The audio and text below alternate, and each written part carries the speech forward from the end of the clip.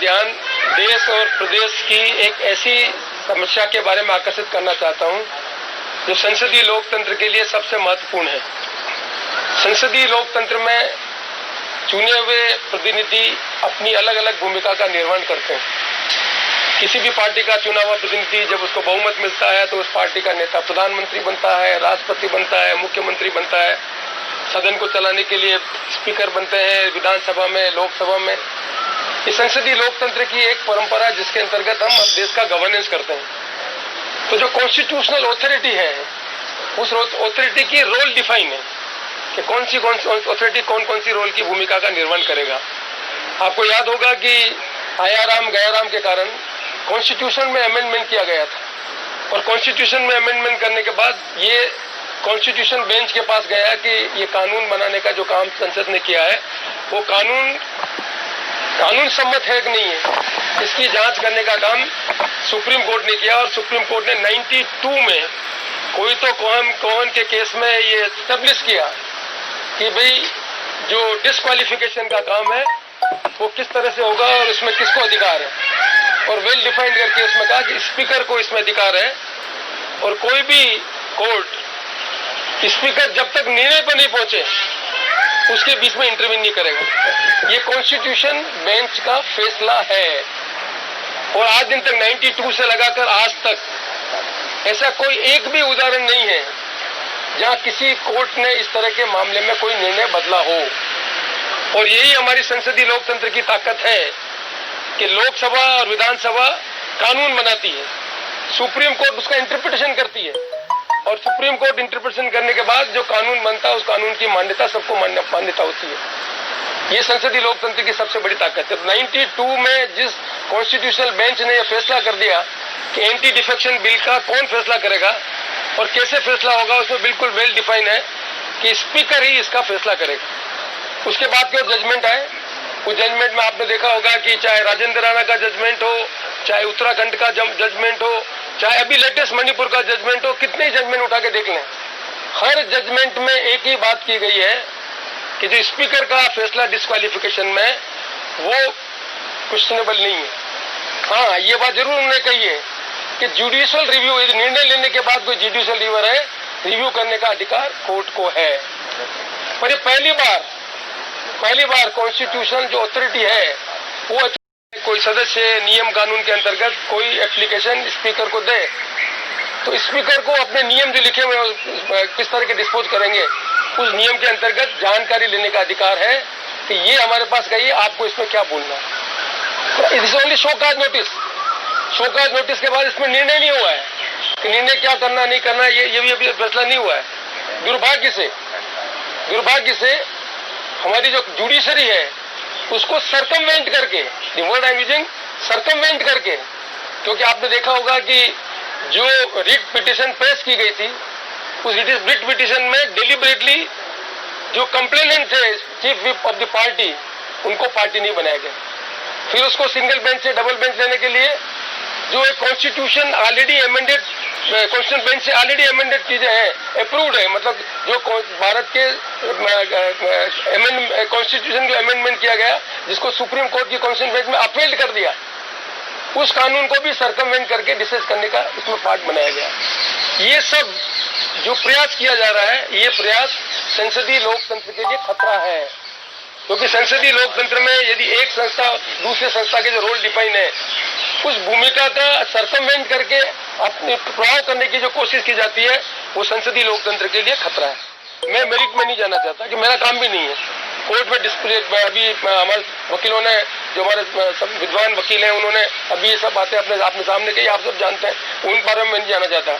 मेरी जो कंसर्न है, आपने देखा होगा कि जब मैं विधानसभा का अध्यक्ष बना तब मेरी पूरी कोशिश रही, by my deeds my action, कि भाई विधानसभा के अध्यक्ष की गरिमा का पद बना रहना चाहिए और विधानसभा का गरिमामय जो स्थिति बनी रहनी चाहिए। और आज भी मैं इस विचार का हूँ कि विधानसभा के अध्यक्ष की जो भूमिका कॉन्स्टिट्यूशन में प्रोवाइड है, जो अथॉरिटी के बारे में सुप्रीम कोर्ट के जजमेंट हो चुके हैं, उस जजमेंट के अंतर्गत ही विधानसभा अध्यक्ष की भूमिका का निर्वहन किया जाना चाहिए। ये किसी भी व्यक्ति को ये अधिकार नहीं है कि वो कोर्ट को सर्कमवेंट करके उस लक्ष्य को प्राप्त करना चाहे, जिस लक्ष्य को करना चाहे, वो मैं समझता हूं कि संसदीय लोकतंत्र के लिए ठीक नहीं है। इसलिए मैंने ये महसूस किया कि कोर्ट ने जो भी जजमेंट दिए उसका मैंने सम्मान किया। मुझे पहले कहा गया कि 21 तारीख को 5 तक रखो, मैंने उसको भी स्वीकार किया। कल भी उन्होंने कहा, उसको भी मैं स्वीकार करता हूं। लेकिन यदि ये स्वीकार्यता का मतलब ये है कि एक अथॉरिटी और दूसरी अथॉरिटी के रोल के डिफाइन करने में एनक्रोचमेंट होता है, तो ये बड़ा खतरा है संसदीय लोकतंत्र के लिए। इसलिए मैंने आज निर्णय किया कि मेरे काउंसिल को सुप्रीम कोर्ट में एसएलपी देने के लिए मैंने आज कहा है कि सुप्रीम कोर्ट में ये एसएलपी दे कि क्यों हम we are heading for a constitutional crisis. ये रोल डिफाइन है स्पीकर की, और कॉन्स्टिट्यूशन में वो अथॉरिटी है। अथॉरिटी अपने रोल को कैसे डिस्चार्ज करें, ये वेल डिफाइन है।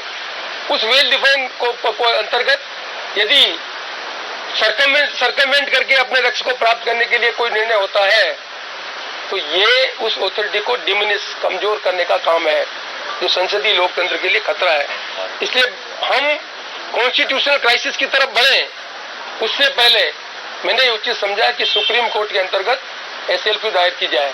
मैं आशा करता हूं कि कोविड है, सुप्रीम कोर्ट भी अपने निर्णय करने के संबंध में उनके पास बहुत से केसेस हैं, पर ये जो कॉन्स्टिट्यूशनल क्राइसिस है, जिस क्राइसिस को सारे संसदीय लोकतंत्र के लोग देख रहे हैं, इसका निष्पादन करने के लिए ये आवश्यक है कि सुप्रीम कोर्ट में एसएलपी के संबंध में कॉग्निशन लिया जाए, जिससे ये फैसला हो सके कि एक अथॉरिटी और दूसरी अथॉरिटी की जो भूमिका है, उसका संविधान के अंतर्गत जो एनविशेष किया गया है, उस हिसाब से अपनी भूमिका का निर्वहन कर सके। और यही बात करने के लिए मैंने आपको आमंत्रित किया, और आप भी इसकी गंभीरता को समझेंगे कि कॉन्स्टिट्यूशनल अथॉरिटी का सम्मान करना संसदीय लोकतंत्र के लिए आवश्यक है। जो संविधान हमने बनाया है, उस संविधान में कॉन्स्टिट्यूशनल अथॉरिटी में अलग अलग भूमिका होती है। आपने देखा होगा सीएजी है, इलेक्शन कमीशन है, कोर्ट में जज अपॉइंटमेंट होते हैं, जज पॉलिटिकल पार्टी जो सत्ता में होती है उनके लोग अपॉइंट करते हैं, जो जज बनते हैं वो भी किसी पॉलिटिकल पार्टी के कभी न कभी कोई वर्क रहते हैं। लेकिन हमने अपनी संवैधानिक व्यवस्था में जो कॉन्स्टिट्यूशनल अथॉरिटी में जो आदमी जिस पद पर है, जो उसकी भूमिका का निर्वहन वेल डिफाइन है, जो उसको काम जिस ढंग से करना है, उसके हर निर्णय को हम मानते हैं, और यही लोकतंत्र की ताकत है। मैं आशा करता हूं कि विधानसभा के अध्यक्ष की गरिमा, ये कोई व्यक्तिगत गरिमा का सवाल नहीं है। जितने भी हिंदुस्तान में ये स्पीकर्स हैं, उन सब की भूमिका भी इससे डिफाइन होगी, इसलिए ये ज्यादा आवश्यक है। और आपको ये भी स्मरण होगा कि मैंने विधानसभा अध्यक्ष की कॉन्फ्रेंसेज में इस मुद्दे को उठाया। राजस्थान विधानसभा में भी मैंने यहाँ पर ये बात की है। तो मैं उन लोगों में हूँ जो संसदीय लोकतंत्र को ताकतवर देखना चाहता है। मैं उन लोगों में हूँ जो इस देश में जिसको जो जिम्मेदारी दी गई है, वो जिम्मेदारी जो वेल डिफाइंड रोल है उसके अंतर्गत करे, उसको एक्सीड नहीं करे। और मैंने कोई एक्सीड करने का काम नहीं किया, सिंपल शो कॉज नोटिस दिया। ये सिंपल शो कॉज नोटिस देने का अधिकार भी यदि इस कॉन्स्टिट्यूशनल अथॉरिटी के पास नहीं रहता है, तो फिर कॉन्स्टिट्यूशन में जो एनविशेष किया गया उसका खतरा संसदीय लोकतंत्र को कमजोर करता है। इसलिए मैं आशा करता हूं कि सुप्रीम कोर्ट में हमारी एसएलपी पेश हो रही है, उस एसएलपी का कॉग्निशन होगा, और इस बारे में जो भी निर्णय होगा उस निर्णय को हम स्वीकार करेंगे। और निश्चित तौर पर आने वाले समय में ये एक लैंडमार्क जजमेंट होगा कि क्या संसदीय लोकतंत्र में मियर शो कॉज नोटिस देना ही, जो अभी तक के सेट एग्जाम्पल है, नियम है, जितने जजमेंट प्रोनाउंस हुए, उसके कन्फर्मिटी में या उसके उसमें बाहर में। मैं आशा करता हूं कि इस गंभीर मुद्दे को आप